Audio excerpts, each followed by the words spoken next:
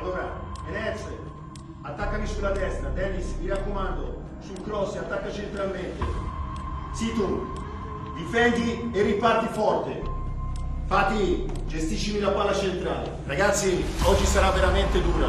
Conto molto sulla vostra freschezza atletica. Va bene, voglio una squadra aggressiva. Andiamo tutti insieme fuori.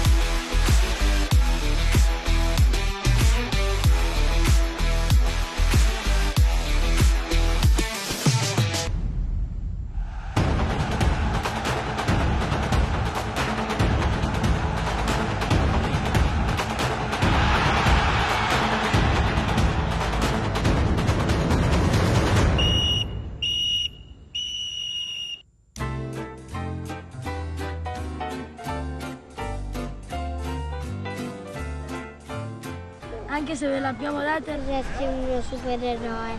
Sei il mio supereroe. Sei il mio supereroe. Tanti auguri, papà. Tanti auguri, papà. Tanti auguri, papà. Tanti auguri, papà.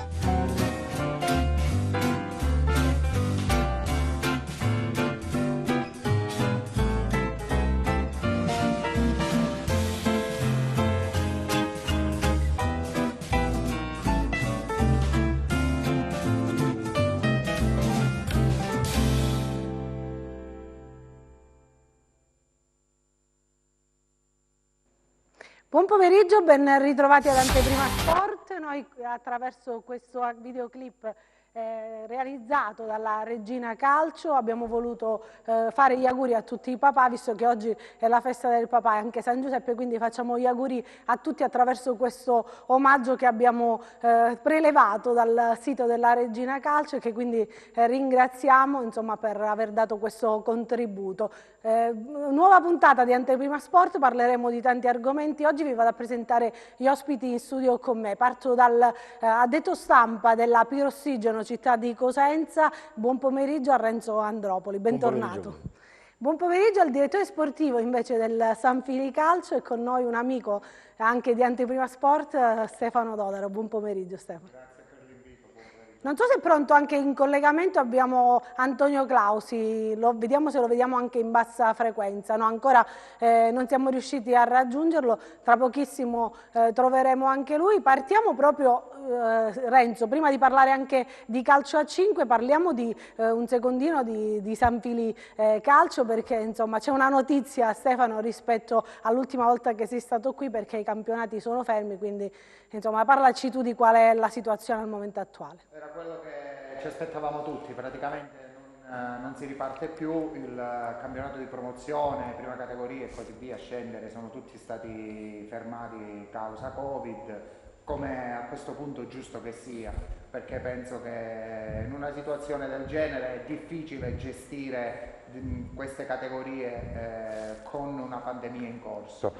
Ovviamente è diversa la situazione per l'eccellenza, si sta cercando un format per ripartire, anzi alcune società hanno già rinunciato, vedi Morrone, quindi secondo me è improbabile che riparta anche l'eccellenza.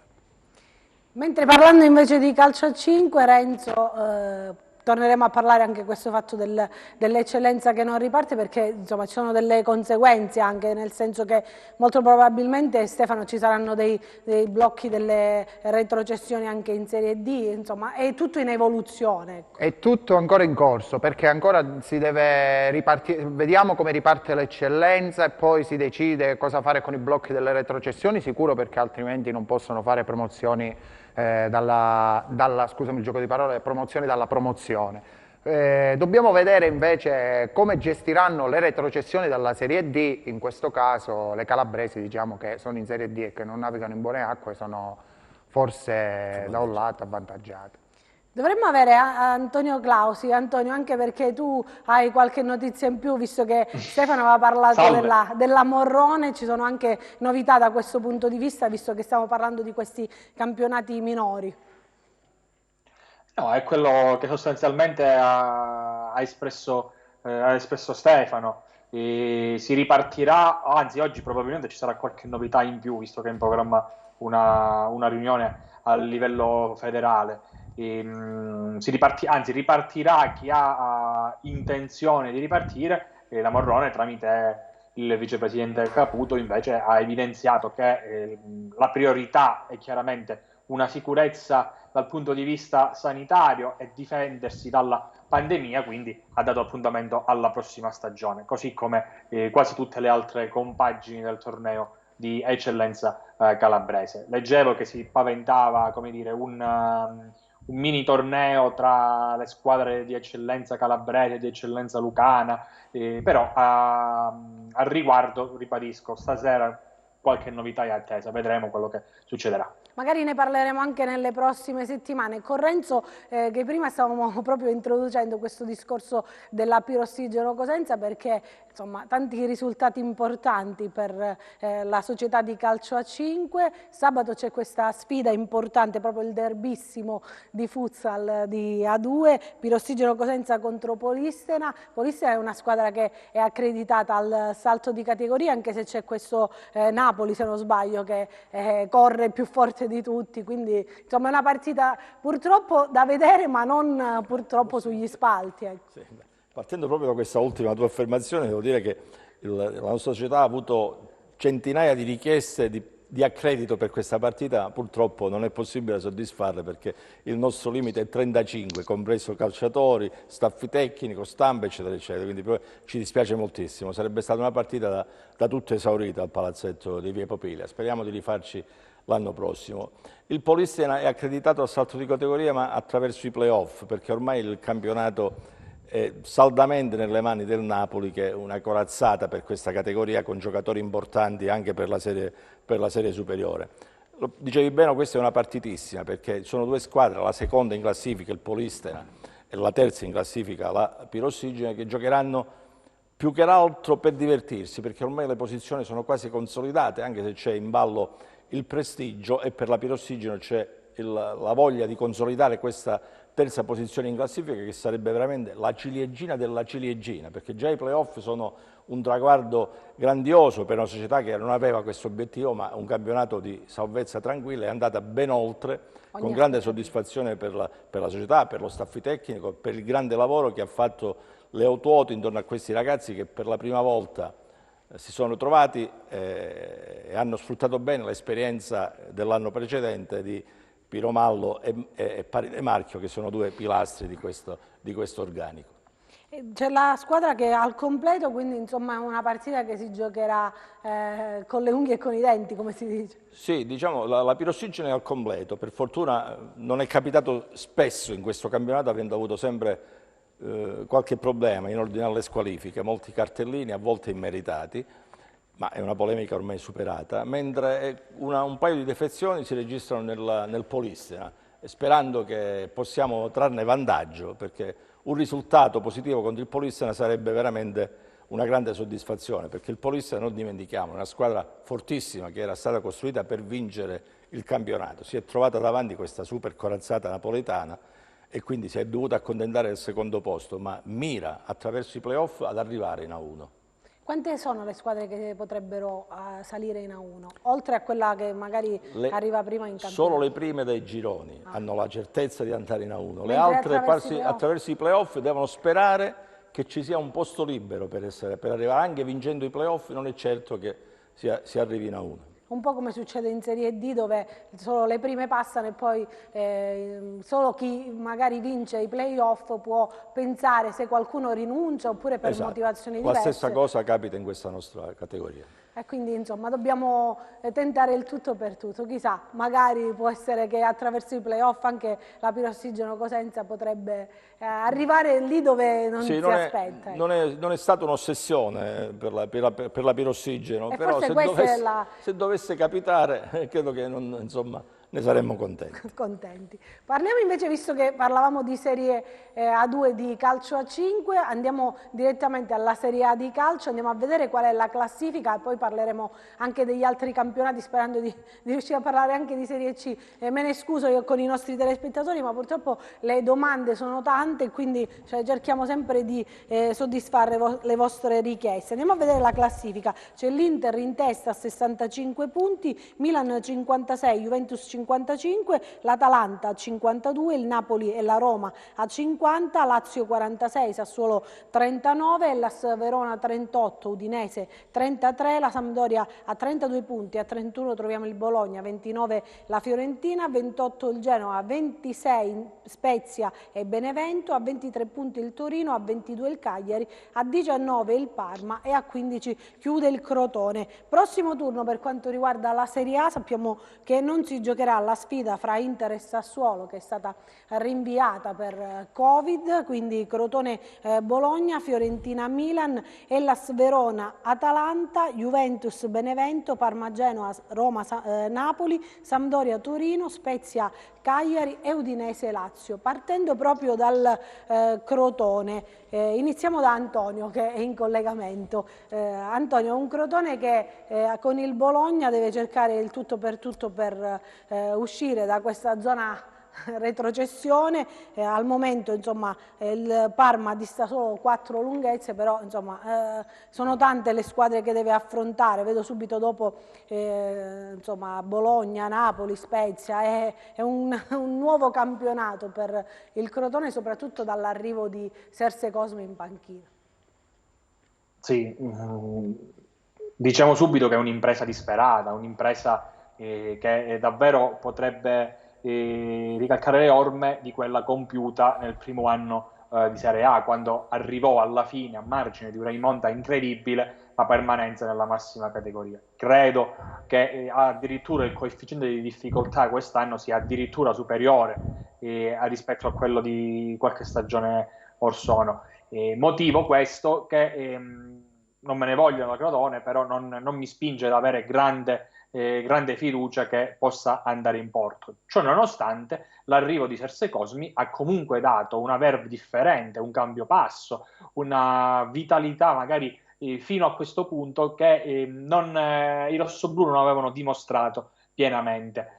È finalmente esploso un as. Simi è diventato il marcatore migliore della storia del Crotone, il calciatore nigeriano ad avere segnato di più in Italia. Insomma, Simi si è confermato pienamente essere un attaccante prolifico che sta bene anche in Serie A, perché ogni volta che scende in campo è una minaccia per i portieri avversari, fa gol dal dischetto, è freddissimo, è l'uomo in più. Mi sarei aspettato probabilmente qualcosa in più sia da Di Carmine che da inizio stagione anche da quel Rivière che a Cosenza tanto rimpiangiamo. Però il cammino della prima parte di stagione del Crotone io credo che purtroppo abbia condizionato anche la fase finale. Stefano, questo Crotone, insomma, come diceva Antonio, è un'impresa disperata, però serve provarci, ecco, provarci fino alla fine. Io penso che l'arrivo di Serse Cosmi può essere che ha dato quello scossone che serviva all'intero ambiente. Serviva il cambio.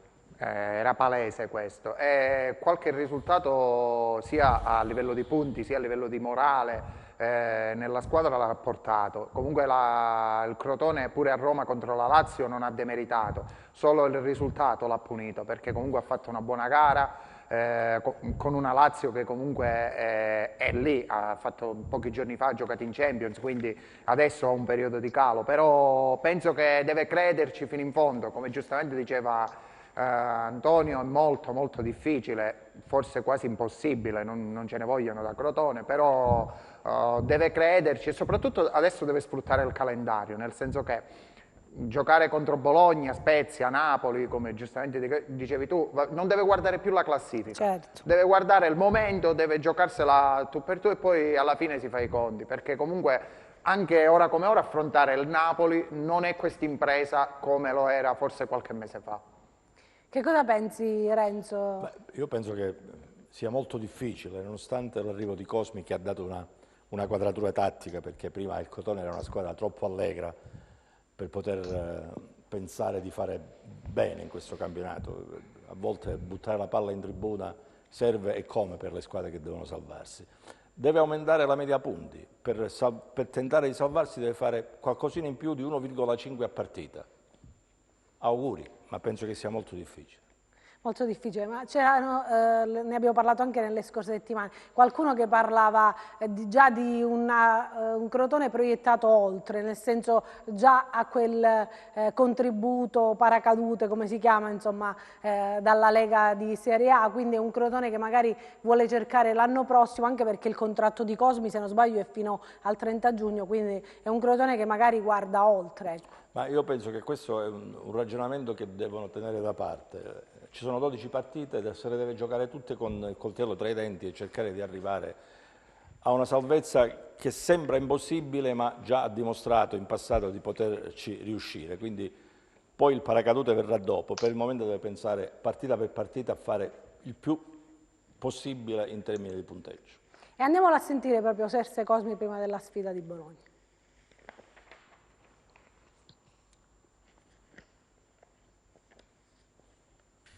Ma io credo che sarebbe un errore imperdonabile, perché il nostro campionato, almeno quello che ho vissuto io e devo vivere io, è un campionato dove inevitabilmente non abbiamo nessun tipo di possibilità, bisogna guardare solo a noi stessi. Quindi tutti i discorsi possono essere considerati, ma solo a una condizione, che noi pensiamo a noi stessi e quindi non ci facciamo, tra virgolette, condizionare né nel bene né nel male dagli altri risultati. Quindi noi sappiamo che se facciamo il nostro qualcosa guadagniamo sicuro, insomma questa deve essere la mentalità.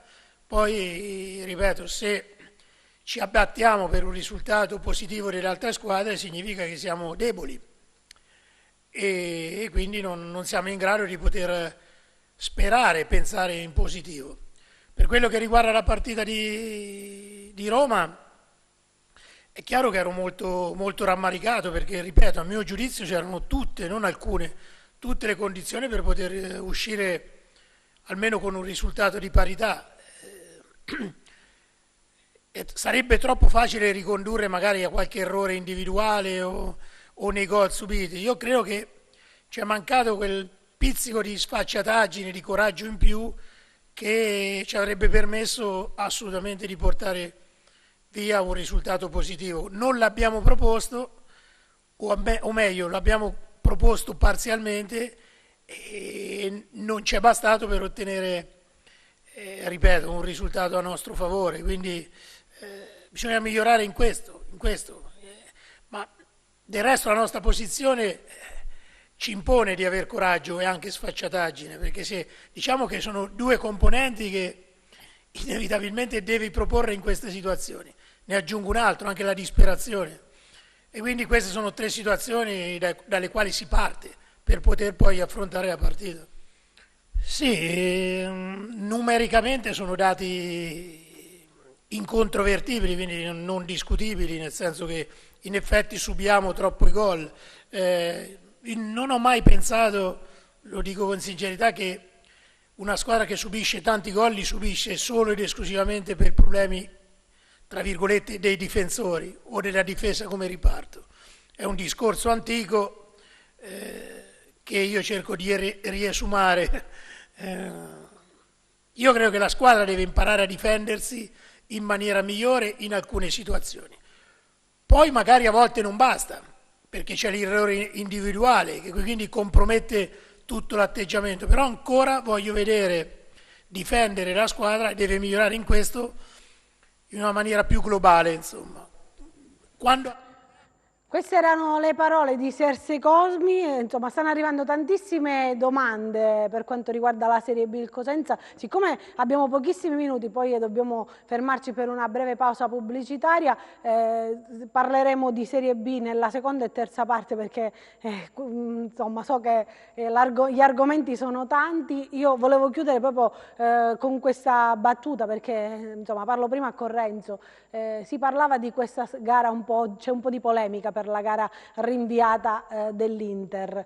Insomma, purtroppo il Covid incombe e quindi c'è questa, come dire, non un escamotage, c'è questa questione dell'ASP che interviene, che quindi può dire se una squadra deve partire o meno e quindi poi si creano normalmente le polemiche. A scanso dei equivoci dico subito, l'Inter è la squadra più forte del campionato ed è giusto che vinca lo scudetto, però che questo sia un campionato che abbia i crismi della regolarità mi pare che sia andato oltre. È stato creato un precedente bruttissimo a Napoli, che non è il caso dell'Inter, perché adesso l'Inter ne ha 5 o 6, certo. Il Napoli ne aveva solo 2, ed era palesemente una scusante per non andare a Torino, però il campionato ha perso i crismi della regolarità, fermo restando che l'Inter, lo dico anche per il direttore, se no poi magari il direttore se la prende con me, è la squadra più forte e merita di vincere questo scudetto. Lo dico per Attilio e lo dico anche per Filippo.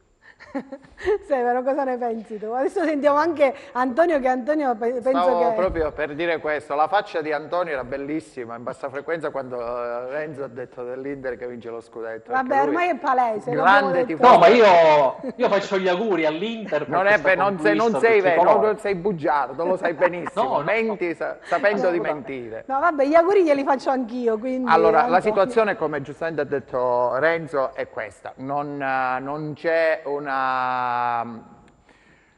non è stato corretto, diciamo così, perché si deve gestire meglio una situazione del genere a livello di Covid, non Covid. Se si è creato un precedente si deve mantenere la linea del precedente, non si può gestire per 2, per 4, per 6 calciatori. O si sospende pure per 1, si sospende solo per 10, si deve avere uniformità di giudizio. Anche perché c'è il timore che magari anche il gruppo squadra, visto che si allenano insieme, insomma, frequentano gli stessi ambienti, possa essere contagiato. Antonio, come la pensi tu?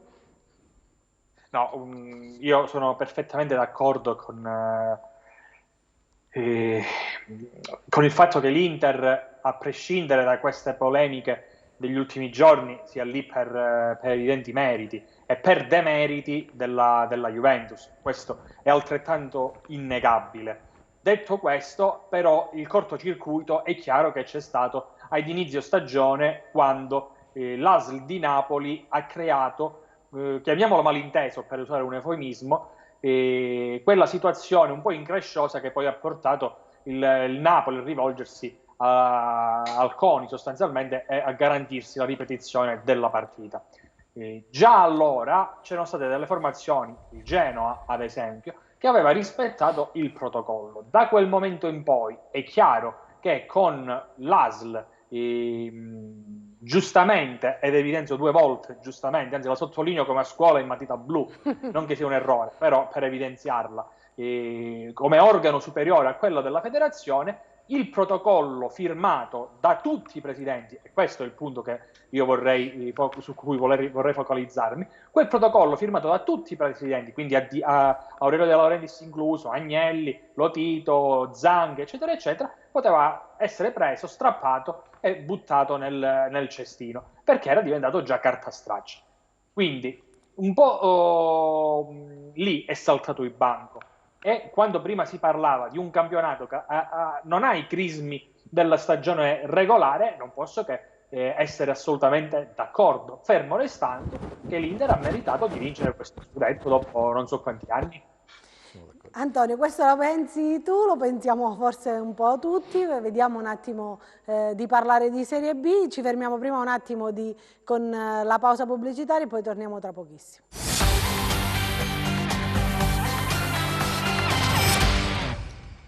Seconda parte di Anteprima Sport, parliamo di Serie B, che sono tantissime le domande che mi stanno arrivando da parte dei nostri telespettatori e dei tifosi.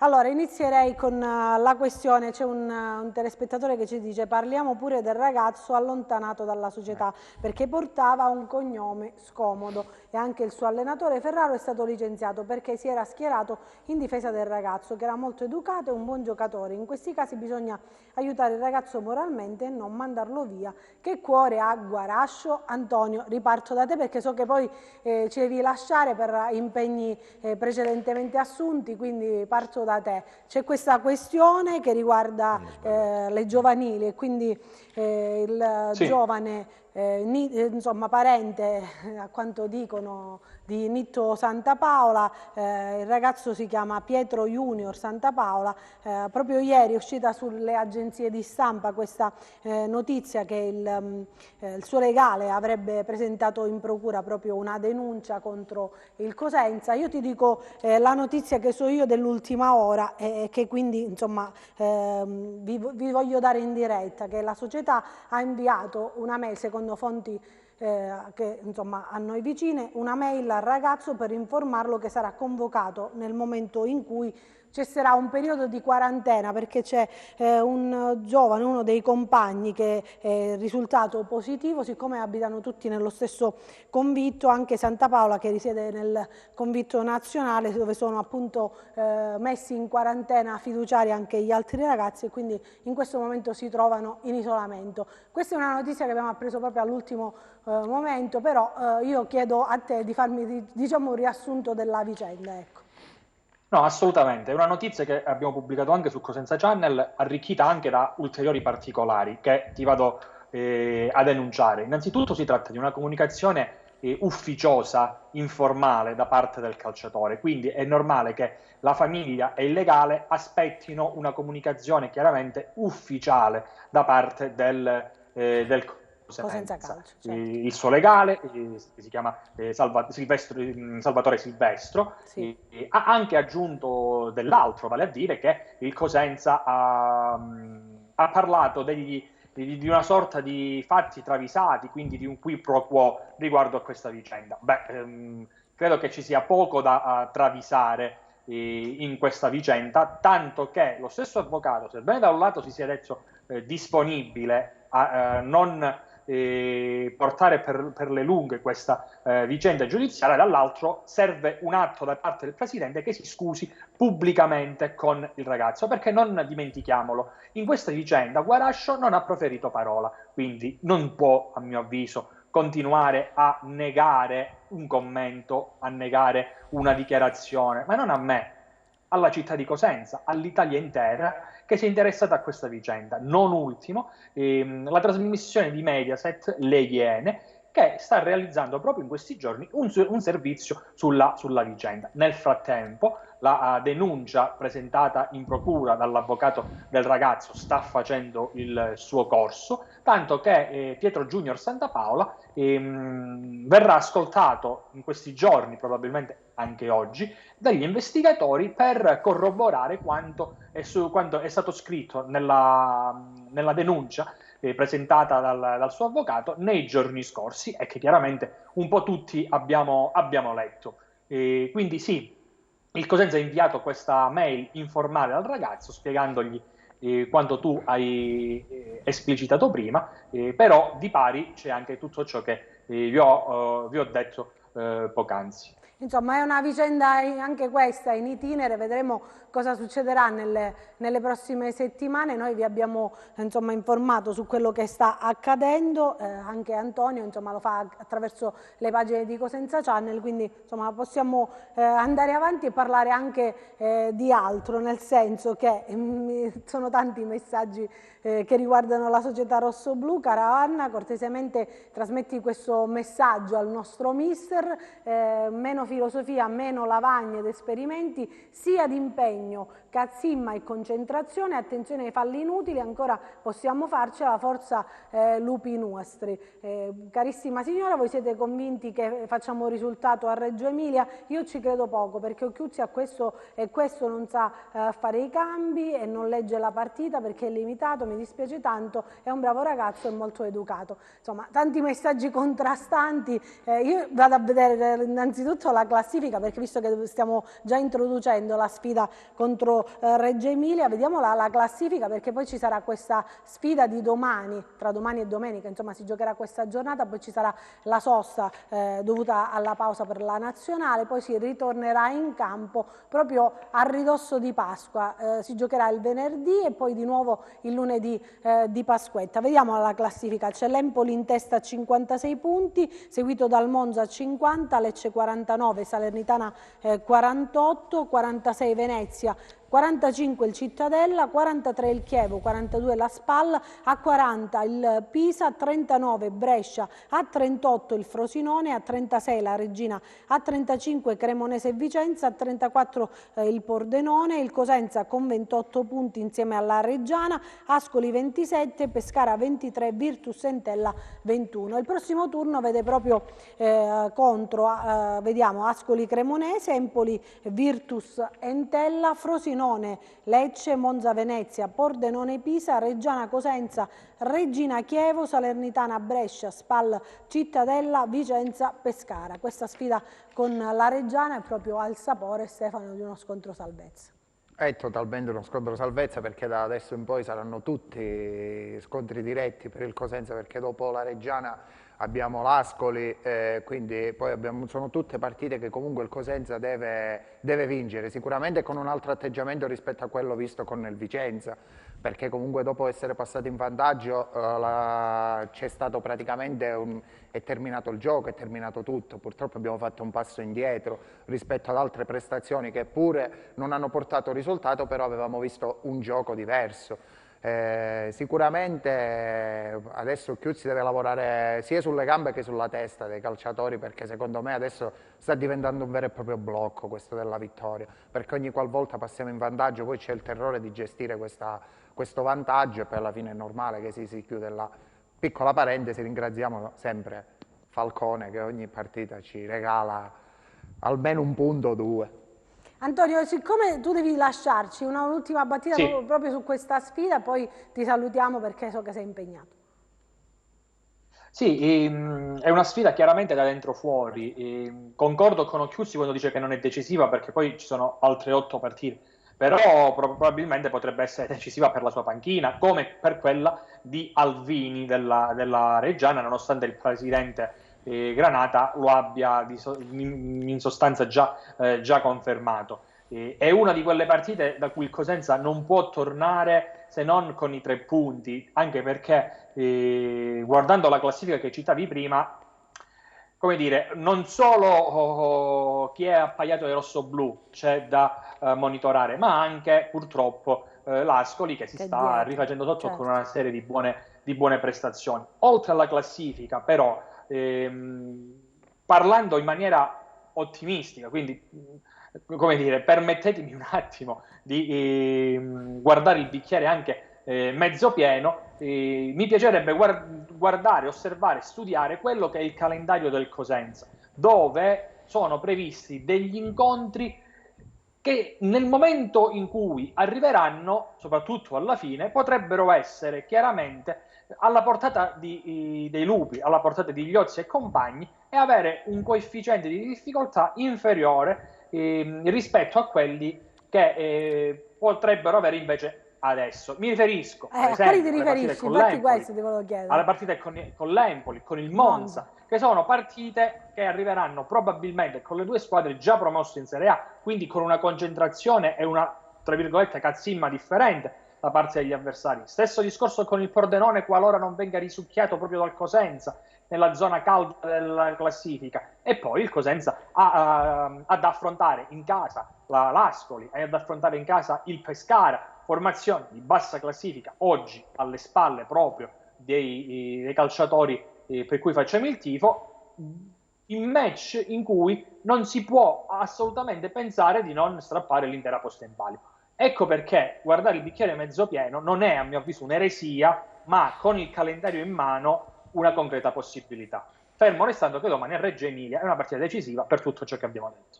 Grazie Antonio, grazie per essere stato con noi e buon lavoro Antonio Clausi di Cosenza Channel. Renzo, tornando grazie a voi, un saluto ai tuoi ospiti ci risentiremo e vedremo Sì, alla prossima occasione. nelle prossime settimane. Grazie Antonio. Con Renzo, insomma, sempre parlando di Cosenza, giusto quello che ha detto Antonio, poi ci saranno squadre che magari sono già promosse più avanti, però pensiamo alle sfide salvezza, perché come diceva lui, se noi guardiamo il calendario c'è la Reggiana, poi avremo proprio altri 2 scontri diretti, perché c'è l'Ascoli, poi c'è la Cremonese, tutte e 2 al San Vito. Non so se è un bene o un male, perché sembra che il Cosenza quest'anno giochi meglio lontano dallo stadio di casa, nonostante non ci sia la pressione, insomma, degli ospiti, ma forse quella pressione di dover vincere in casa una sola, mi pare che una sola è stata la vittoria in questo campionato. Sì, per aggiungere giusto una cosettina sul discorso che faceva Antonio, Monza ed Empoli alla fine. Se non si fa bene in queste 3 partite, Monza ed Empoli alla fine non hanno senso di esistere, quindi bisogna pensare a queste 3 partite che vengono. La cosa che a me dispiace è che la squadra va in vantaggio, crea nella prima mezz'ora di gioco più di un'occasione da gol, poi non riesce a difendere questo risultato. Io credo che la fase difensiva, nonostante un ottimo portiere, sia il tallone d'Achille del Cosenza. Non parlo dei singoli, parlo proprio di atteggiamento difensivo, quindi gli esterni, i centrocampisti e tutto quanto. È lì che forse Occhiuzzi deve concentrare di più i propri sforzi in allenamento e anche tatticamente. Però ovviamente Reggio Emilia, Ascoli sono partite decisive, dove il Cosenza deve fare il massimo sforzo per portare a casa 7-8 punti, diversamente diventa molto molto complicato. Andiamo a leggere qualche altro messaggio. C'è uno che si riferisce alla Serie A, insomma, di cui abbiamo parlato poco fa. L'Inter è vero che è la squadra più forte, ma guardiamo il bilancio, i rischi che corre, spese folli per impedire alla Juve il 10° scudetto, invidia e rabbia, scrive un nostro telespettatore. Invece, tornando alle domande che riguardano la Serie B e quindi il Cosenza, se dovessimo fare risultato negativo è meglio che si mette da parte, ovviamente è riferito al mister, anche se per me diceva di essere già sollevato da almeno, doveva essere, scusate, sollevato da almeno 6 partite, con un altro allenatore navigato noi eravamo almeno a metà classifica, perché alla campagna acquisti ci siamo rinforzati abbastanza bene. Se dovessimo retrocedere, il primo colpevole è Guarascio, incompetente e testardo. Non siamo d'accordo ovviamente con questi messaggi, vedremo cosa succederà, però insomma so che il primo a pagare, Stefano, è sempre l'allenatore, però magari è proprio qualche problematica, nel senso che c'è qualche nuovo arrivo che non è ancora in perfetta forma, possono essere delle scusanti in questo caso. Ma la situazione, secondo me, al di là delle polemiche, che il tifoso è giusto che può dire quello che vuole e pensarla come vuole. Allora, la situazione è che sollevare adesso un allenatore, prenderne un altro, sì, potrebbe dare stimolo in più, però è una situazione molto delicata qui a Cosenza. Ormai, parliamoci chiari, i social e tutti i tifosi ce l'hanno sia con il presidente, con il DS e con l'allenatore. Con tutti. Praticamente con la triade che si è occupata della costruzione della squadra. Non ha senso prendere... Anche con i giocatori, a quando leggo. Sì, ma ci sono pure alcuni calciatori che sono... C'è stato un fatto che episodio antipatico. Sì, c'è stata una questione un po' antipatica, insomma, di cui dobbiamo parlare anche, perché insomma... che ovviamente si esula dal calcio, perché il calcio è tutta un'altra cosa. Questi non sono però, permettimi di dire, Anna, perché... Io sono certo che questi non sono tifosi del Cosenza, non sono persone che vogliono bene al Cosenza, certo, perché manifestare un parere diverso, certo, un disappunto è una cosa, però attaccare parenti o altro poi ovviamente esce fuori da quello che è la fuori da ogni sportività. Natura di sport, proprio in generale, di tutti gli sport. Comunque, ritornando al calcio giocato, ripeto, purtroppo non è che si può guardare adesso al calciatore. Abbiamo preso dei calciatori che comunque avevano, prendo per esempio un Bakogu che era un po' più fermo rispetto agli altri che sono arrivati, però il problema secondo me di questa squadra è stata in costruzione. Non si può arrivare adesso a dire però questa squadra così, l'allenatore è questo. Noi abbiamo sempre e comunque ritrovato gli stessi problemi che abbiamo avuto negli anni precedenti, cioè abbiamo costruito questa squadra sempre all'ultimo momento, rispetto alle altre. tardi rispetto alle altre. Intanto ti saluta Antonio da Montalto, buon pomeriggio, un saluto al direttore Stefano Dodaro. Parlando proprio Renzo, almeno il Crotone ha cambiato in questa fase dormiente, ci scrive il nostro telespettatore, andamento lento, ci vorrebbe uno scossone per il Cosenza, lo scrive Spadafora da Cosenza. Beh, io penso che sì, lo scossone è necessario, però non può essere sempre lo stesso scossone. Cambiamo l'allenatore e abbiamo dato lo scossone. No, lo scossone lo può dare anche l'ambiente. In questo momento dove ci sono 3-4 fazioni nella tifoseria, no? Quelli contro Guarascio, quelli contro Chiuzzi, quelli contro Trinchera e anche questa piccola frangia contro i giocatori, non in quel senso, ma dicendo che sono scarsi, che non valgono niente, che questo e questo e quello.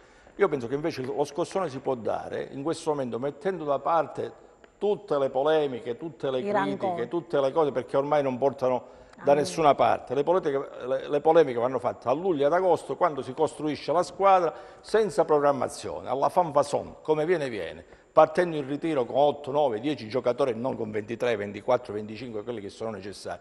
In quel momento è giusto fare la polemica, attaccare, cercare di cambiare le cose. Adesso bisogna stringersi per mantenere la Serie B, che per Cosenza è un traguardo meraviglioso. Mantenere questa categoria è una cosa eccezionale, bellissima, perché non c'è altro. Se togliamo questa Serie B per Cosenza Calcio non c'è grande futuro. Anche perché magari a maggior ragione in questo anno quasi e mezzo che i tifosi non hanno potuto partecipare alla vita sociale, nel senso a sostenere la squadra, sarebbe davvero un ennesimo colpo veramente duro da digerire. Assolutamente, sarebbe sicuramente una situazione per Cosenza insostenibile. Io mi ricollego a quello che diceva prima Renzo per quanto riguarda la costruzione della squadra, come avevo già accennato, ha ragione. Forse l'unica colpa che ha Occhiuzzi è aver accettato quello che è successo a luglio, nei mesi precedenti, perché lì ti sei ritrovato con una squadra che comunque era incompleta, lo sapevi e tu hai avallato, fra virgolette, questo. Per lui però era diciamo una possibilità di mostrarsi in un campionato di Serie B, è stata una possibilità in più che gli è stata data, nonostante insomma abbia fatto bene lo scorso anno. Forse doveva solo battere un po' il pugno, dico vabbè, voglio fare bella figura, lo scorso anno ho fatto un miracolo, perché di miracolo sportivo si tratta, sì, ho fatto un miracolo, almeno datemi l'opportunità di fare qualcosa in maniera concreta, non così in corso d'opera. Salve, dobbiamo andare a vincere a Reggio Emilia, stanno arrivando ancora tantissimi messaggi per avere i 3 punti di vantaggio sui reggiani, perché non credo che l'Ascoli in casa sua vada oltre il pareggio con la Cremonese. Non condivido per niente quello che dice il direttore sportivo, ce l'hanno con te Stefano, questo difendere Occhiuzzi, con Occhiuzzi si retrocede, mi meraviglio che si ragiona così da parte di una persona che fa calcio.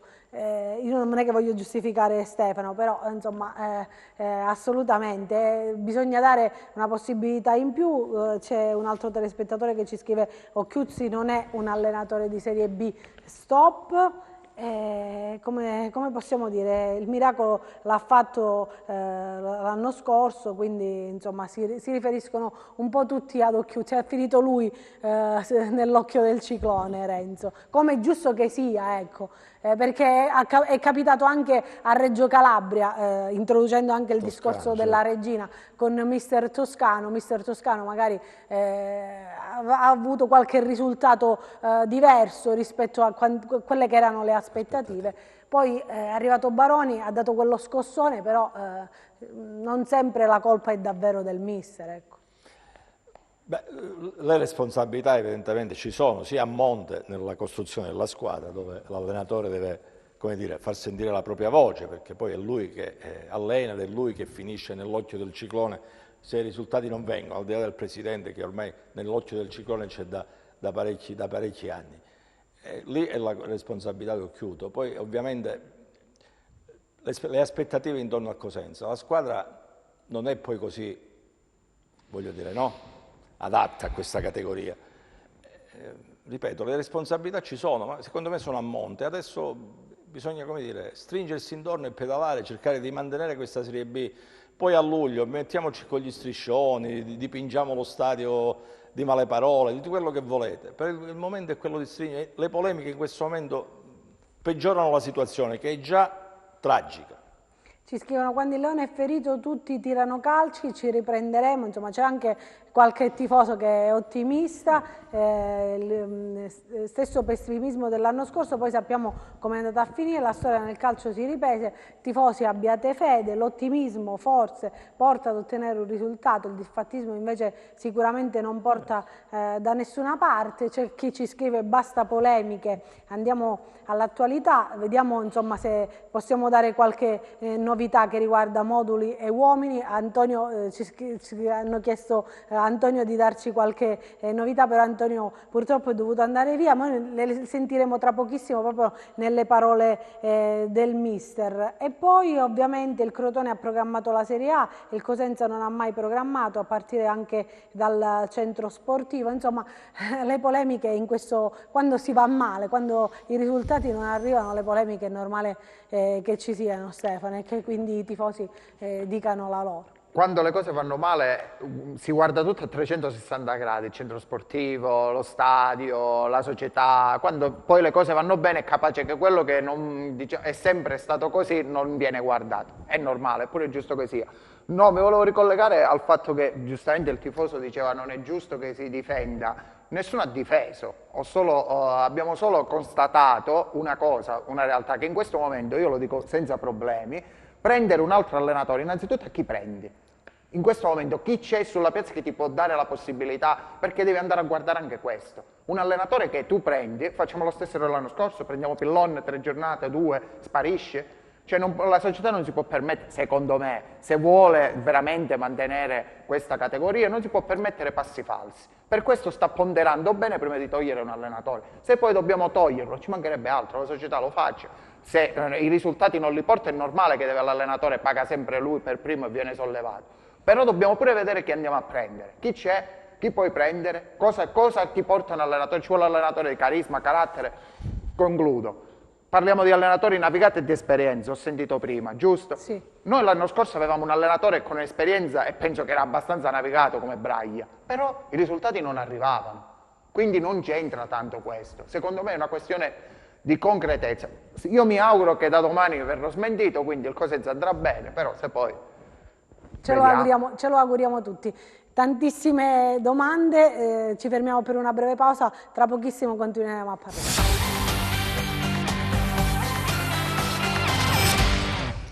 Frattempo nella breve pausa pubblicitaria sono tanti i messaggi che stanno arrivando, addirittura Stefano, qualcuno parla di Decanio che verrebbe gratis per rilanciarsi, però sono tutti allenatori che in questo momento forse sono fuori dal giro, lo stesso Mutti, insomma sono nomi che circolano, però dobbiamo guardare in faccia qual è la realtà. C'è Di Marzio. C'è anche Di Marzio. Gianluca o Gianni. Vabbè, leggiamo qualche altro messaggio che ci è arrivato. Insomma, possiamo farcela, ci scrive un nostro telespettatore: Reggiana e Pordenone ai play-out, a fine campionato mi chiamerete. Speriamo di poterla chiamare. La salvezza diretta la si ottiene solo se centriamo 4 vittorie.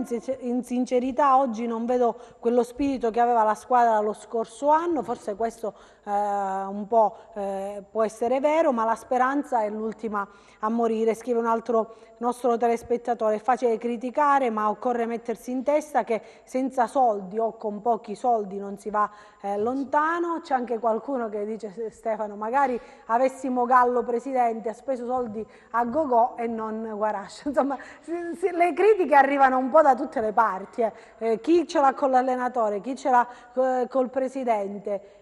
Ma che buon pomeriggio, ma che tifosi abbiamo? Non ci facciamo la testa prima di rompercela. Bravo Renzo, adesso bisogna smettere di fare polemiche e stare vicini alla squadra, perché è possibile ripeterci in quanto abbiamo un ottimo preparatore atletico. Facciamo ovviamente i complimenti a tutto lo staff. In un clima così ostile ho ricevuto un bravo.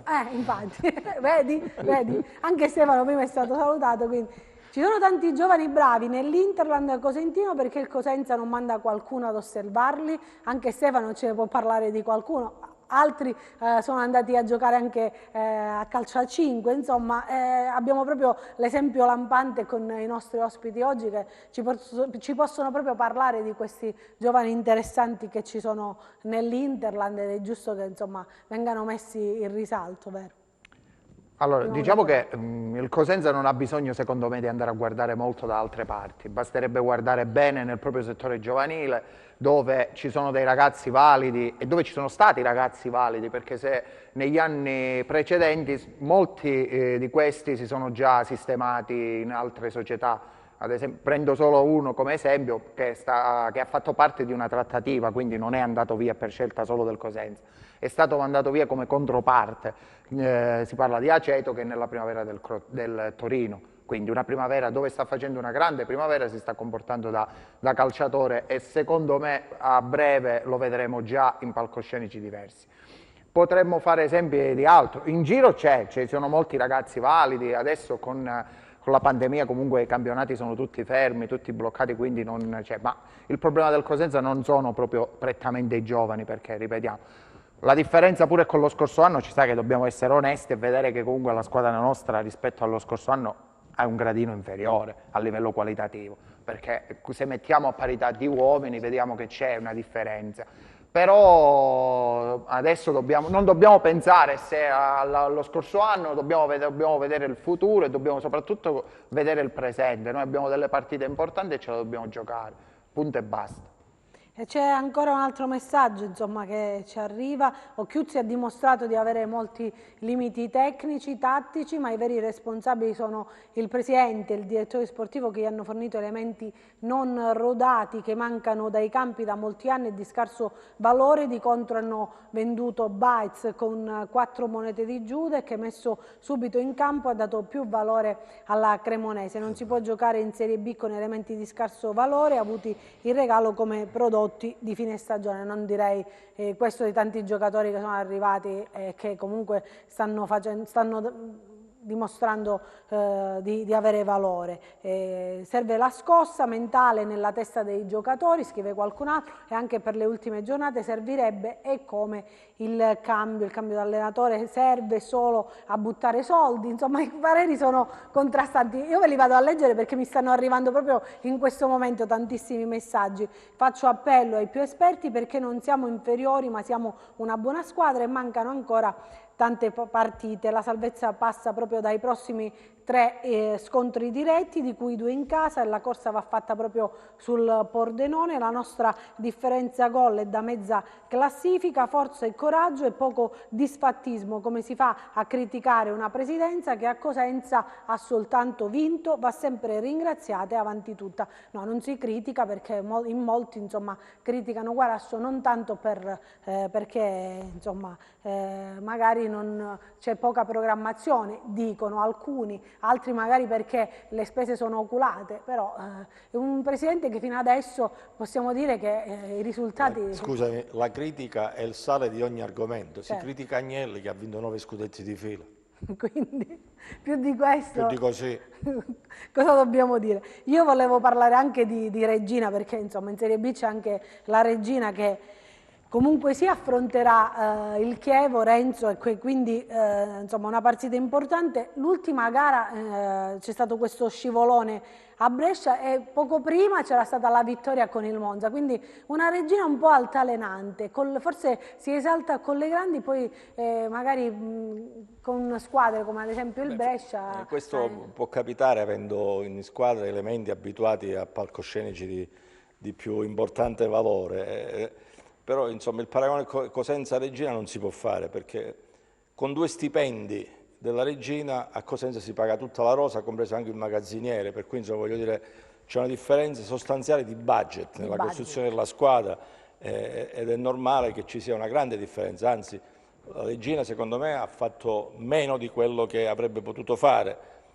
Non è che poi il cambio di allenatore sia stato, come dire, anche in questo caso la panacea di tutti i mali. Sì, Toscano magari non avrà avuto, come dire, un grande rapporto con l'ambiente spogliatoio, perché è difficile quella squadra a livello di spogliatoio, però insomma la differenza fra Cosenza e Reggina è come il cielo e la terra a livello di budget, è normale. Stefano, cosa ne pensi? Poi andiamo a sentire mister Occhiuzzi che ero dimenticata di farvelo ascoltare. Forse il cambio dell'allenatore sulla Regina è stato fatto al momento giusto. Opportuno. E quindi è stato al momento opportuno e ha dato i suoi frutti, perché comunque con Baroni la squadra è migliorata tantissimo sia a livello di gioco che a livello di risultati. L'ultimo, diciamo, incidente di percorso dopo una grande gara con il Monza è stata a Brescia, una partita un po' pure strana per la Regina, perché comunque non ha demeritato, però adesso affronta il Chievo, che è una squadra particolare, perché fuori casa non riesce ad avere lo stesso andamento che ha al Bentegodi, e poi ha un'altra bella partita col Venezia. Queste due partite forse ci dimostreranno davvero l'entità della Regina. Però una Regina che gioca senza patemi, perché nel senso che non si guarda troppo le spalle, perché in questo momento è fuori dalla zona calda e quindi magari può ambire a qualcosa in più e cercare di arrivare in qualche modo, può essere la sorpresa. Ecco, infatti sì, era proprio questo che intendevo con dire la Regina, vediamo l'identità di questa squadra, perché comunque se tu riesci a fare 6 punti con due squadre che comunque lottano per i primi posti, vuol dire che anche tu puoi dire la tua lì in alto. Tornando all'allenatore, mi scrivono che insomma ci sono tanti allenatori navigati disponibili, dicevamo Calori, Mutti, Gigi De Canio, Cavasin, c'è anche Bucchi, insomma ci sono tanti a disposizione, però magari come abbiamo detto noi anche prima, può essere che come è successo l'anno scorso con Pillon, magari qualcuno arriva ma dopo 2 giornate prende e va via. Stiamo parlando di allenatori con un budget un po' superiore al Cosenza. Vabbè, poi ci sono degli allenatori, come mi pare scriveva prima un nostro telespettatore, che comunque da anni che è fermo e verrebbe anche gratis. È normale poi in questa situazione, però dobbiamo pure vedere la situazione società ed economica, perché il Cosenza sappiamo che è oculato su determinate scelte. E poi una chiosa la devo fare, perché comunque è arrivato Baroni alla Regina, ma il direttore sportivo ha cambiato 11 giocatori nel calciomercato sessione invernale, quindi insomma è cambiato un assetto abbastanza importante. Quindi voglio dire, insomma, rispetto a quello che aveva prima Toscano ha dato un'impressione diversa, nel senso che ognuno giustamente arriva e fa le proprie richieste, visto che è opportuno, ma in questo momento a mercato chiuso il Cosenza è quello che è, quindi arriva qualche altro allenatore e non ci sono mercati di riparazione su cui poter intervenire, ecco. Questo lo dobbiamo dire. Ma qua si entra proprio nel vero meccanismo del calcio, perché poi alla fine l'allenatore che viene preso prima del mercato o nel mercato in corso, giustamente detta delle condizioni. Certo. Dico, io vengo qui per salvare o per cercare di fare il salto di categoria con questa squadra, però voglio delle garanzie. Le garanzie sono che io ti do una lista di calciatori e tu me le devi portare. Almeno non tutti, ma la maggior parte me le devi portare. Come hai sottolineato tu, ha cambiato totalmente assetto, perché con 11 calciatori nuovi è una forma diversa questa squadra. Il Cosenza ad oggi, togliendo l'allenatore, sì, può dare sempre, ripeto, il cambio dell'allenatore dà stimoli nuovi a chi gioca meno, quindi allenamenti un po' più sotto pressione, diverso. Però non puoi più, quella è la squadra che non puoi più ritoccarla. Ma andiamolo a sentire proprio Chiuzzi. Il discorso è che devi continuare a lavorare anche in un certo modo sulle pressioni, anche se gli avversari poi fanno un qualcosa per provare a tenerti basso, quindi comunque non perdere insomma, quello che deve essere il nostro portare avanti alcune idee anche in fase di non possesso, il pressare alti, però ci sta che l'avversario a volte ti abbassa, soprattutto se vai in svantaggio.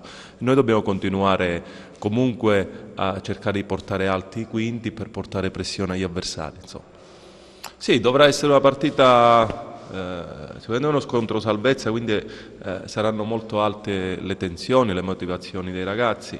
Dovrà essere una partita comunque fatta molto di testa, perché quando si alzano le tensioni deve essere importante il ragionamento in alcune situazioni, il saper soffrire quando c'è da soffrire, saper attaccare con equilibrio, quindi sarà una gara comunque dove non dovrà essere contratta come gara. Quello che voglio non deve essere una gara contratta, deve essere una gara giocata tenendo conto di tutte le fasi, e ci sono dei momenti dove ci può stare, che puoi soffrire, ci sono i momenti che hai in mano il pallino del gioco, ma devi farlo sempre con equilibrio, insomma. No, Ettore sta bene, quindi si è allenato già ieri, quindi sta molto bene il ragazzo. Sì, per quanto riguarda le motivazioni, anche se arrivati a questo punto del torneo dove ci giochiamo, ogni gara ci giochiamo punti davvero importanti e pesanti, le motivazioni, le tensioni sono davvero molto alte, che a volte possono anche crearti quell'ansia che poi alla fine non te la devi portare in campo, perché comunque in campo devi pensare solo a giocare, devi pensare come poter far mettere in difficoltà l'avversario, cercare di stare attento su quello che potrà cercare, i problemi che potrà crearti l'avversario, quindi questo dovrà essere la gara. Ma assolutamente no, ci sono più gare, è normale che ogni gara è fondamentale, quindi ripeto, in questo percorso, ne abbiamo avuto esempio l'anno scorso dove avevamo fatto un inizio importante, poi in 3 gare avevo fatto un punto e si era già buttato tutto in aria ed io ero forse l'unico a crederci, quindi ho davvero la testa pronta per questa battaglia, lo devo fare con equilibrio per la società, per la gente, per i miei ragazzi, quindi ho davvero la testa sul campo, sul lavoro, devo cercare davvero di preparare al meglio i ragazzi gara dopo gara. Ho la consapevolezza che ogni gara ti vai a giocare punti importanti, si accorciano le gare, quindi devi cercare sempre di fare passi in avanti per poi affrontare al meglio poi la finalissima successiva, perché per me ogni gara è una finalissima, quindi dovrà essere questo il credo di tutti, ma da parte mia devo essere quello che deve mantenere bene la concentrazione. Ma qui credo che chi cerca di trasmettere questo, oltre al ragazzo, a Gigi che è un cosentino, io forse ne sono un esempio di questo, quindi c'è l'allenatore, c'è lo staff, anche il ragazzo stesso sta facendo un percorso di crescita importante, dove quest'anno è il suo primo anno di B, ha fatto tante apparizioni e quindi è un ragazzo, ci ho parlato proprio con i giovani la settimana scorsa, compreso lui, è un ragazzo che ci ha dato tanto, ci può dare tanto, ma deve crescere tanto, quindi lui sta sul pezzo, è sempre pronto. Gigi sappiamo che un minuto, una gara non tradisce mai, perché ha pure l'entusiasmo del giovane, la spensieratezza del giovane, però per quanto riguarda il trasmettere, sicuramente lui è un ragazzo nostro, è un cosentino, diciamo che la sua storia un po' si avvicina alla mia, però da parte sua deve pensare molto al percorso di crescita, perché è importante, e in questo lo stiamo accompagnando un po' tutti. Queste erano le parole di mister Occhiuzzi. L'ultimo messaggio, perché volevo parlare un attimino anche di Serie C. Occhiuzzi deve insistere col modulo di gioco in cui crede, che tutto sommato ha prodotto buone prestazioni, anche se spesso sfortunate. Cambiare perché è condizionato dai malumori della piazza sarebbe un errore. Questo scrive un nostro telespettatore. Fin qui la Serie B. Andiamo un attimo in Lega Pro. Non so se abbiamo la possibilità di vedere anche la classifica, il prossimo turno per quanto riguarda la Lega Pro, perché insomma troviamo la Ternana in testa con 69 punti, anche se insomma correva molto questa Ternana, 9 punti di vantaggio, ha diminuito molto dall'Avellino. C'è il Bari a 53, il Catanzaro a 48, Juve Stabia e Foggia a 46 punti, a 43 troviamo il Catania, il Teramo a 42. Leggendo la classifica, sia Stefano che Renzo, mi sembra proprio di parlare di squadre proprio di Serie B, perché tanti nomi importanti, tante squadre blasonate come Palermo, Teramo, insomma Foggia, Bari, Avellino, Ternana. La stessa Ternana che ha fatto tanti anni di Serie B. Ci sono 2 sfide d'alta classifica che attendono le calabresi, il Catanzaro che affronterà appunto il Bari, 53 punti il Bari, 48 il Catanzaro, quindi terza e quarta forza del torneo, invece la Vibonese giocherà a Terni proprio con la capolista Ternana. Eccolo il prossimo turno per quanto riguarda la Serie C, ve lo vado a leggere subito: Casertana Cavese, Catania Avellino, Catanzaro Bari, Foggia Viterbese, Monopoli Palermo, Paganese Juve Stabia, Potenza Bisceglie, Teramo Francavilla e Ternana Vibonese. Guardando la classifica, Renzo, inizio proprio da te, è un Catanzaro che insomma si trova in piena zona playoff. Queste erano le ambizioni di inizio campionato e che quindi insomma ancora può sperare di agganciare un posto per la serie cadetta. Ecco. Certo, non è il primo anno che ci prova, l'importante è arrivare ai playoff e vincere per arrivare in Serie B. Se poi si perdono nei playoff, io non lo so adesso il Catanzaro come è messo dal punto di vista, voglio dire, della squadra, della formazione che ha. Leggo ogni tanto quello che scrive Fausto Silipo sui social e mi tengo più o meno aggiornato. Certo, il distacco dalla prima è 21 punti, mi sembra proprio un distacco notevole, però insomma può arrivare a fare i playoff con la speranza magari di fare meglio della passata stagione. E invece di questa Vibonese è arrivato mister Roselli, una serie di pareggi come solo lui riesce a fare, però insomma piano piano, un punto alla volta, magari mette ogni tassello uno sull'altro per arrivare a questa salvezza. Sì, mi pare che in passato il campionato della Vibonese andasse un pochettino meglio, però insomma è una società solida con un grande presidente che sta piano piano mettendo a posto tutte le tessere per fare meglio per il prossimo anno. Io penso che nel giro di qualche anno la Vibonese sarà una di quelle che punterà ad arrivare in Serie B. Stefano, non ti posso chiedere di Serie C perché c'è un nostro telespettatore, perché continuano ad arrivarci tantissimi messaggi. Io mi scuso se non posso leggerli tutti, però purtroppo i tempi sono questi. C'è un nostro telespettatore che ti manda i saluti, si chiama Marco da Cosenza, che ci segue assiduamente. Cosa ne pensate della situazione del Pordenone? Dopo il pareggio al San Vito, Marulla ha vinto solo una volta con 5 sconfitte consecutive. Potrebbe essere risucchiato nella zona calda? Lo chiedo proprio a te. Penso proprio di sì, perché da allora il Pordenone ha avuto un calo sia di risultati che di gioco, quindi comunque adesso è lì alle soglie della zona play-out, quindi secondo me verrà risucchiato nel calderone. Ovviamente sempre dobbiamo tener conto dei risultati delle altre, perché comunque se le altre zoppicano come stanno zoppicando adesso, basta un filotto di partite, di vittorie e ti riesci ad uscirne da questa situazione. E poi ci scrivono, io alcuni tifosi non li capisco, si lamentano che prendiamo giocatori svincolati, fermi da mesi e poi chiedono l'ingaggio di allenatori, direi pensionati, che non allenano da anni e che nelle ultime occasioni hanno collezionato esoneri su esoneri.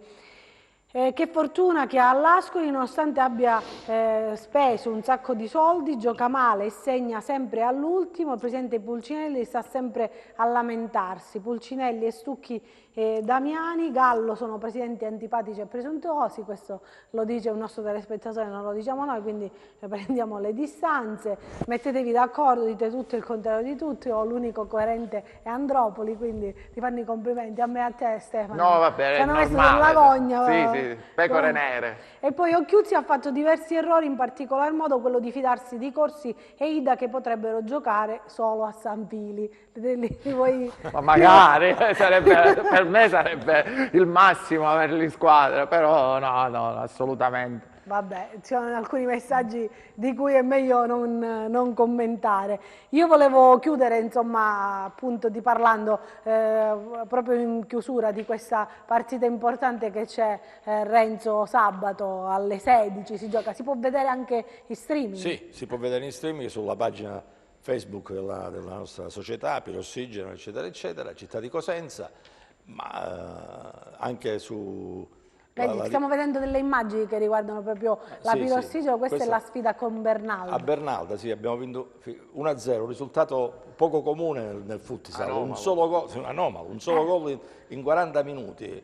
Oltretutto il Bernalda è allenato da un grandissimo amico di Cosenza, che è Francesco Cipolla, un grande allenatore. Francesco Cipolla, che salutiamo perché abbiamo avuto anche a volte... Che ha alle spalle campionati di ben altro valore e di ben altro livello, e che quest'anno allena il Bernalda e lo ha riportato dai bassi fondi a alla zona playoff, per cui anche il Bernalda può arrivare ad essere quarto o quinto in questa stagione e quindi disputare i playoff. Era stata una bellissima partita a Bernalda. Speriamo di ripeterci in casa col Polizia domani. In questo momento la squadra fisicamente è veramente in grande forma. Abbiamo un paio di giocatori che vanno non a 1000, di più.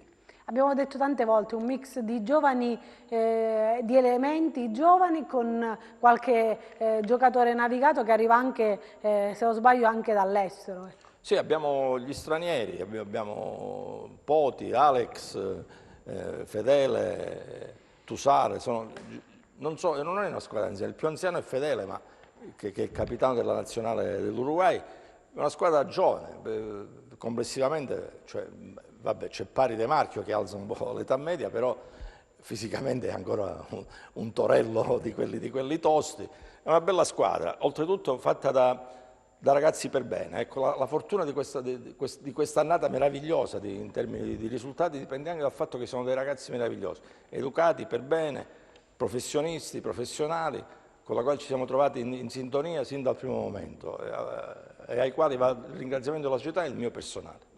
Allora, seguite sulla pagina Facebook di Pirossigeno Città di Cosenza, domani alle 16 c'è questa sfida importante. Per quanto riguarda Stefano, proprio l'ultima battuta riguarda il Stampili. Quest'anno è stato, possiamo dire, un anno sabbatico per voi. È stato un anno anomalo, particolare, quindi per noi ci siamo fermati così, speriamo di ripartire con più voglia e di fare meglio di quanto avevamo fatto finora il prossimo anno.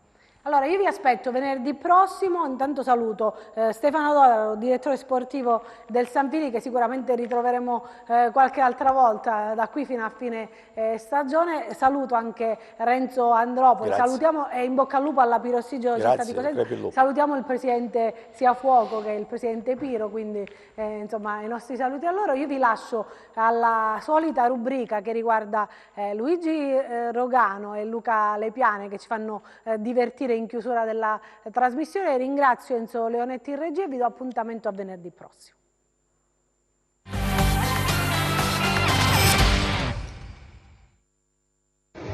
Luca, com'è? Come ciao, tutto a posto, tutto bene, tutto bene. Tutto a posto.